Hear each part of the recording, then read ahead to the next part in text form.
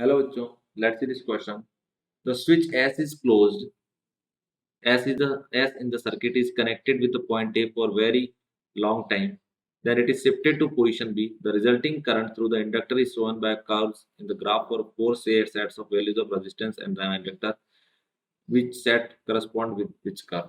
देखो हमारे पास में एक आरएल सर्किट है जिसमें स्विच को पहले ए से बी पे लाना है। जब ए पे कनेक्ट रखेंगे तो वो चार्जिंग कंडीशन में रहेगा और बी पे लाने पे वो डिस्चार्जिंग की कंडीशन में आ जाएगा। ठीक, तो हमें उसके हिसाब से कर्व डिफाइन करना है कि कौन सा है। तो सबसे पहले तो हम देखेंगे कि कर्व को ध्यान से देखो, दो कर्व के पास में ये इनिशियल का करंट है और दो कर्व के पास में ये इनिशियल करंट है। और दूसरा देखेंगे तो किसी पर्टिकुलर टाइम कांस्टेंट पे किसका डीके ज्यादा हुआ उस समय पता चल जाएगा। तो हमें दो कंडीशन चेक करनी है, टाइम कांस्टेंट और मैक्सिमम करंट। तो पहले वाले के लिए जब देखेंगे तो मैक्सिमम करंट जो आई नॉट है उस आई नॉट का वैल्यू यहाँ पे ई अपॉन आर नॉट के बराबर है। और जो टाउ दे रखा है उस टाउ का वैल्यू कितना है, एल बाय आर। तो L not by R not. ठीक है, सेकंड पे चेक करते हैं। सेकंड में जो आई नॉट है वो आई नॉट का वैल्यू आ रहा है E divided by two R not. ठीक है, और जो टाउ होगा वो हो जाएगा L not divided by two R not.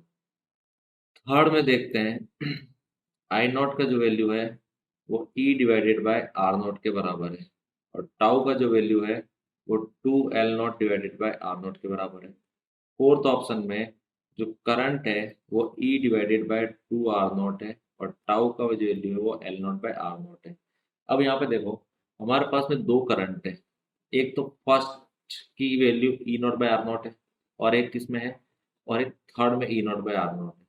मतलब ये जो फर्स्ट और थर्ड है वो इन दोनों कर्व में से होने चाहिए और वैसे ही सेकंड और फोर्थ में ये दोनों के कर्व होने चाहिए। अब देखो फर्स्ट में जो टाइम है, time constant of one, time constant of one कितना है, L not by R not. और टाइम कांस्टेंट ऑफ थर्ड कितना है, two L not by R not. तो इसका टाइम कांस्टेंट जो है, इसका टाइम कांस्टेंट ज्यादा है थर्ड का। और ऐसे ही इसमें देखोगे तो सेकंड और फोर्थ में देखेंगे तो टाउ ऑफ टू और टाउ ऑफ फोर में देखेंगे तो टाउ ऑफ टू जो है टाउ ऑफ फोर ज्यादा है। जिसका टाइम कांस्टेंट ज्यादा है उसको डीके होने में ज्यादा टाइम लग रहा है और जिसमें नहीं है उसका टाइम कांस्टेंट कम होने लग रहा है। तो फर्स्ट के लिए जब हम चेक करेंगे तो फर्स्ट की जल्दी डीके हो रहा है क्योंकि एक तो आई नॉट है, तो फर्स्ट और थर्ड तो इसी में आने हैं। और ये जल्दी डीके हो रहा है तो जो थर्ड वाला कर्व है वो कौन सा होगा, फर्स्ट के लिए ऑप्शन हो जाएगा तो इसके लिए सी। फिर फोर्थ वाला कर्व है वो थर्ड के लिए हो जाएगा तो ये हो जाएगा डी। ऐसे इसमें देखेंगे तो इसका टाइम कांस्टेंट छोटा किसका है, टू का। तो यहाँ पे नीचे वाले कर्व में देखेंगे तो टू वाले के लिए कौन सा हो जाएगा, फर्स्ट वाला, तो ये हो जाएगा ए। और फोर्थ में कौन आएगा, बी।